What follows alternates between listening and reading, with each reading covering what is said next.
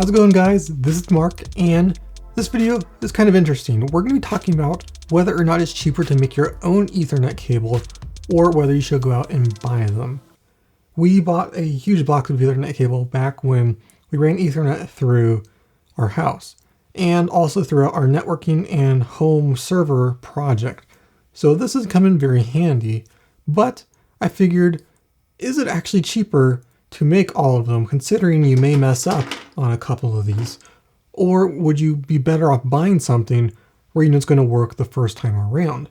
So I sat down and I made out a whole smart interactive spreadsheet that I want to show you for you guys. You can download it, try it out for yourself. And this is going to tell you whether it's cheaper to buy a cable or make a cable. So let's go ahead and get started.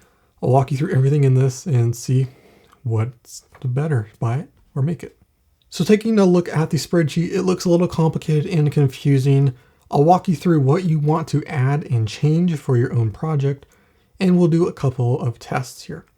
So first of all, we have three items. We have our jacks, our cable, and our crimper. These are our jacks, the terminations on them. We have our cable, and then the crimper. The jacks come in a pack of 50, so that's what the quantity is. The price of them was $42 for all of 50 of them. So that means they're about 84 cents per jack. Now the cable was 500 feet at $160, so that makes it 32 cents per foot.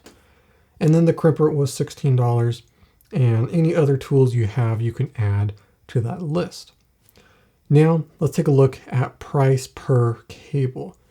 If we enter in our length right here, I'm starting with a sample of 4-foot cable length. That is then going to tell you that just 4 feet of this cable alone, with nothing else considered, is $2.95.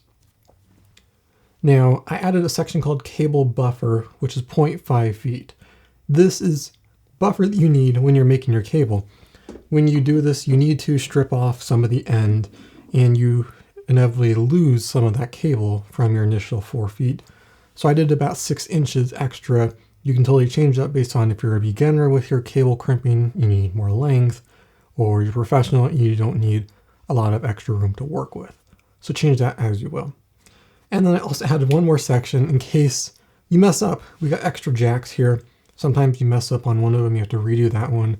Sometimes you mess up on 3 of them. So you can add how many ever you want. If I mess up on 2 of them, then I do that. And then we'll update all throughout the pricing. So we'll say I did a perfect job. Next we have tools. This is a little bit of a hard thing to decide on because you don't really use the tool when you're figuring out the price of the cable, but you have to figure that out and factor it in somehow. So the best way I could come up with was a way of saying how much the tool was, how many times I'm going to use that, and then how many times I plan on using that will then say how much it contributes to the cost of the total cable. So right here in blue, though, is the price of just the standard length of cable, which is why it's in blue. It's kind of an important number. Then down below are $3.12 is the price of the cable plus the cable buffer plus any extra jacks. That is your final total price right there for just the cable alone and all the adapters and things, not including any tools. If you don't want to factor in tools, that's your price to look at. So once we do say how many times we plan on using the tool, then we'll see that price right there, which will add it to your already price of the cable. Next we have per cable, which is $4.18 for this case. This is the price that we have right here in blue, along with this price right here with the price per cable. So this is going to add the price of the cable, the jacks, and how many times you plan on using this to factor into your cable price. So for a 4-foot cable, making 15 of them and using no extra jacks, it's going to be $4.18 per cable. Now up here I said we're going to make 15 cables. So in total, it's going to be about $63 for 15 4-foot long cables. Okay, so now we know how much it's going to cost us to make a 4-foot cable and 15 of those 4 feet cables. Again, you can change how many cables you plan on making as well, which will factor in the cost that the tool contributes. For pricing of store items, it's a little hard, so you'll want to go ahead and find your favorite retailer for this. I prefer to shop at PCH Cables. They have incredibly cheap pricing and fairly high quality. And I found Similar product, Cat6a, they're not shielded connectors, so these are going to be a little bit higher quality and a little bit better. More expensive though. And the other ones from PCH cables are a little bit cheaper. But I have each of the lengths right here and their prices that go along with them. If we take a look at the price, not including tools, it's $3.12. Now, 4-foot cable is $3.39.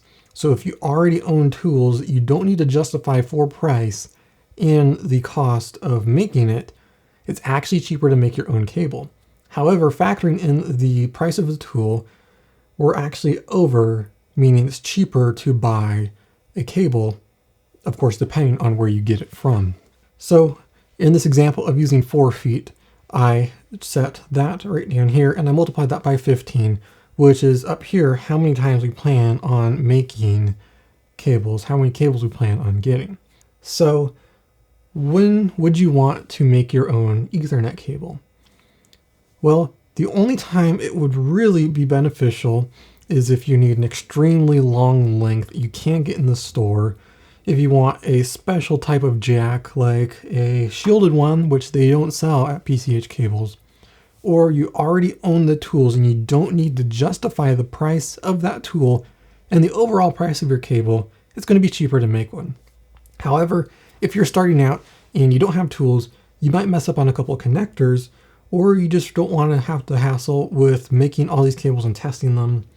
You might be better off buying them from a store.